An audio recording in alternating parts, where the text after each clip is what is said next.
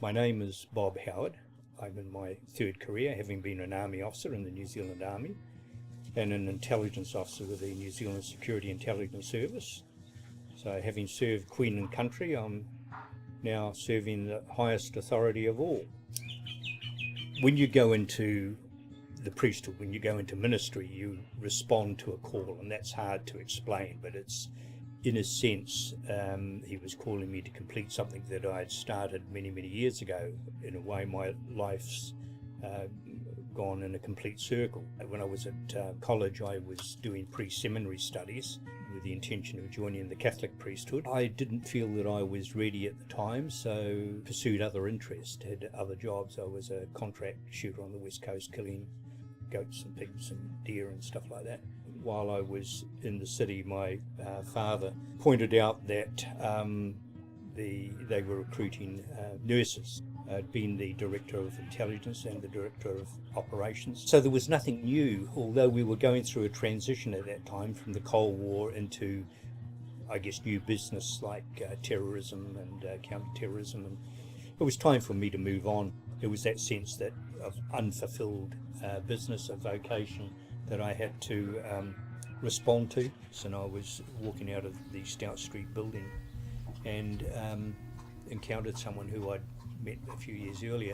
They asked how things were going. I said, well, I just this minute handed my resignation in. So they asked if I'd be interested in working for the Interchurch Trade and Industry Mission as an industrial chaplain. Once I had completed my theology degree and my ordination training, I was ordained by the Bishop of Wellington. My area of ministry was the psychiatric ward in Wellington Hospital, but my full-time position, my paid position, was as a chaplain to Mary Potter Hospice. I'd be at the bedside of people who were Buddhists, Christians, no faith at all, humanists, atheists, but there to make the final moments of a person's life as peaceful as possible. I felt that that's what I was destined to be ultimately. But all the things I had done, all those life experiences were important too. They made me effective as a priest because I had a background that helped me relate to a lot of other people from different walks of life.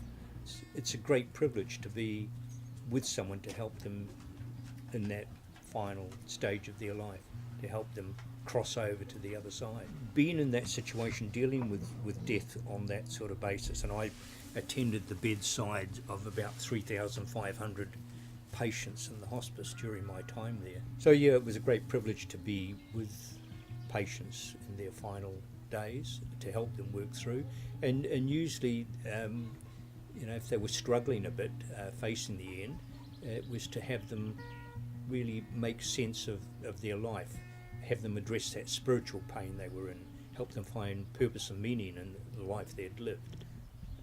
All people at some stage will get the blues, they'll be down, and some people find it hard to get out of that trough.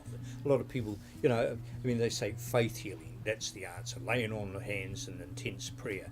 Yeah, prayer is important, but the answer to prayer may be that the doctor has the right sort of medication, or the counsellor has the right therapy program for you, or a friend, a relative is a good listener, and you can sit down and talk to them.